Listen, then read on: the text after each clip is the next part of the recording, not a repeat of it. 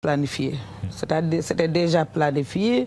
Je pense qu'il y a l'intervalle de 2011 qui a un peu baissé nos espérances.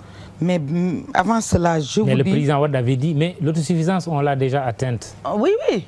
Effectivement, c'est pourquoi j'ai dit qu'il y a l'intervalle de 2011. Mais je pense qu'entre 2009 et 2010, on a vu ce qui s'est passé. Parce que n'oubliez pas que moi, je suis une maire d'une commune rurale. Je suis de Bambey.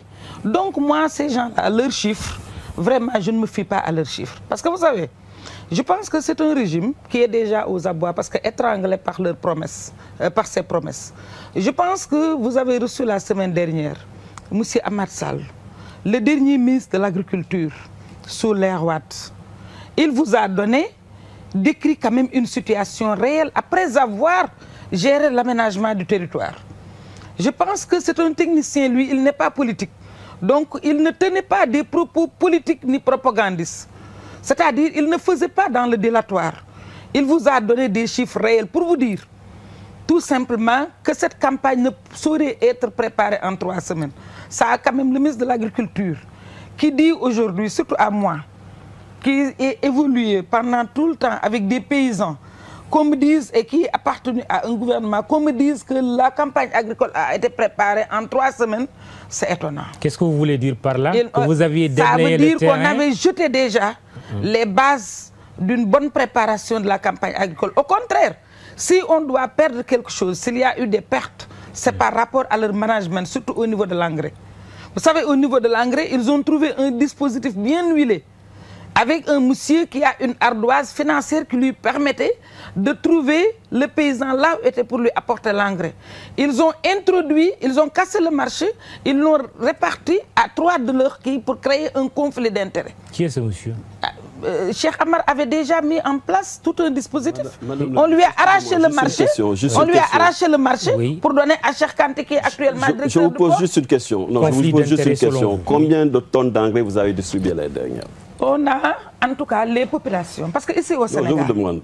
Et à partir de quelle période vous avez commencé à distribuer l'année dernière l'engrais? Benoît, vous savez, nous avons un plan. C'est-à-dire aujourd'hui, nous n'avons jamais préparé au jour le jour, même d'année en année.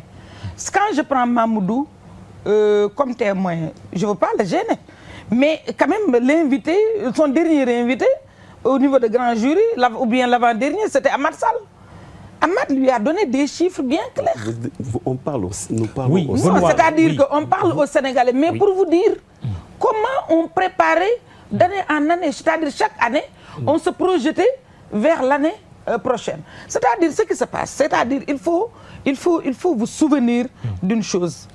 Le fameux concept des caisses vides. Il a fallu que les experts du ministère des Finances montent au créneau pour leur dire que le budget ne se trouve pas dans des coffres forts pour qu'il y ait des caisses vides ou des caisses à traîner. Il faut vous rappeler des fameuses voitures. Les fameuses 600 voitures. Un beau jour, on prend les voitures des 8 chefs de village pour nous dire nous avons récupéré 600 voitures. Il faut comprendre que la gestion d'un pays, ce n'est pas développer des rhétoriques pour dire que nous n'avons plus que...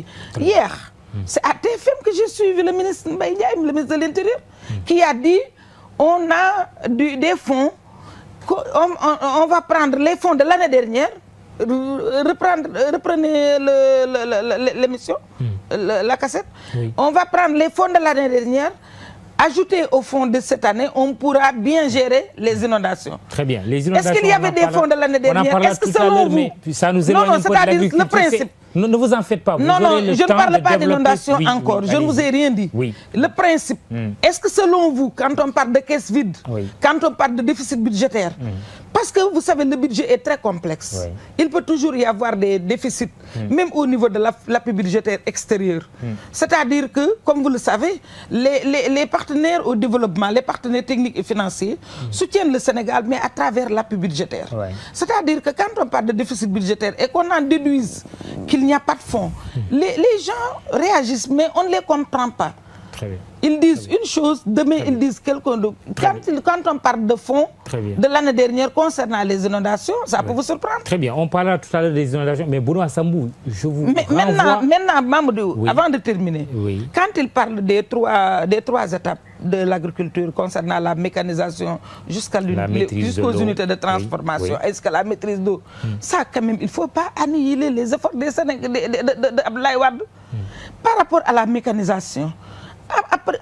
En 2000, je pense que quand Abdoulaye Wade mettait le programme indien dans la mécanisation et la modernisation de l'agriculture, c'était par rapport à pour combler ce déficit. Très bien. L'autre problème, moi-même, j'ai été nommé pour 11 jours certainement, mon fameux ministère. C'était par rapport à la transformation. Ça fait sourire. On voit sourire justement. C'était par rapport à la transformation alimentaire. Même quand je suis venu au niveau du ministère, j'ai trouvé au moins 59 unités de transformation pour les femmes. Très bien, merci Aïda Mbodj. Benoît Sambou, je vous renvoie à vos propres questions. Posées tout à l'heure, Madame Aïda Mbodj, vous parliez de semences et autres. Répondez à vos propres questions, très rapidement. Cette année, Mamadou, nous avons distribué 84 000 tonnes d'engrais.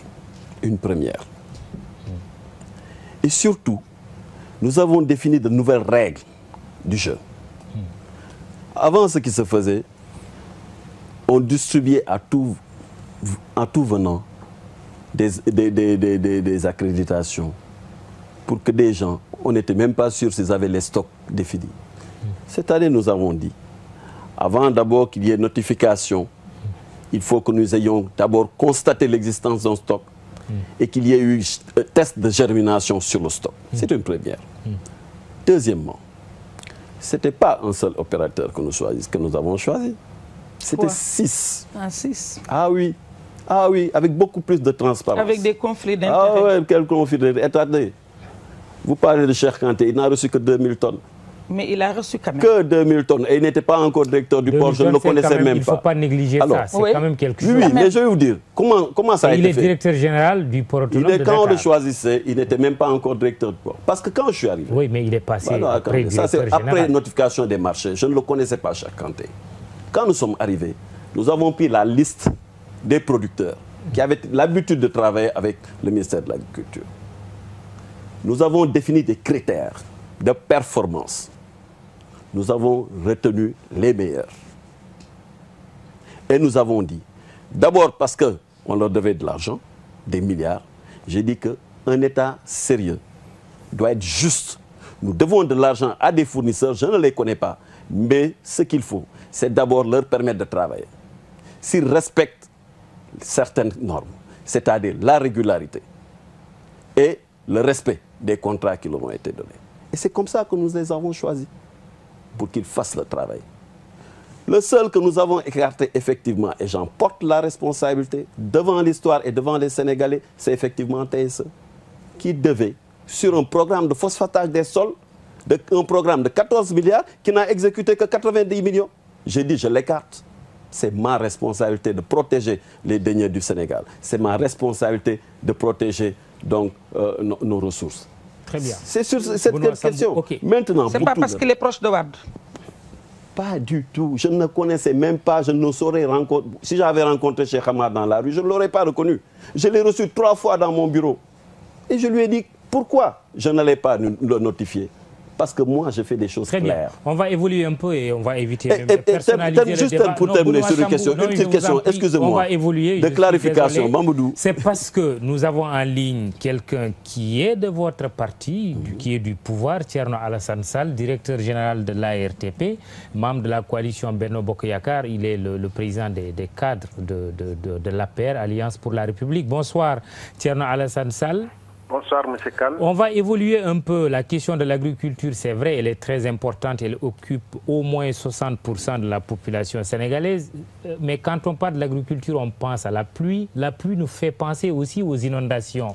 La question des inondations, Thierno Alassane Sall, est-ce qu'il y a une solution qui se profile à l'horizon à travers la déclaration de politique générale du Premier ministre, selon vous?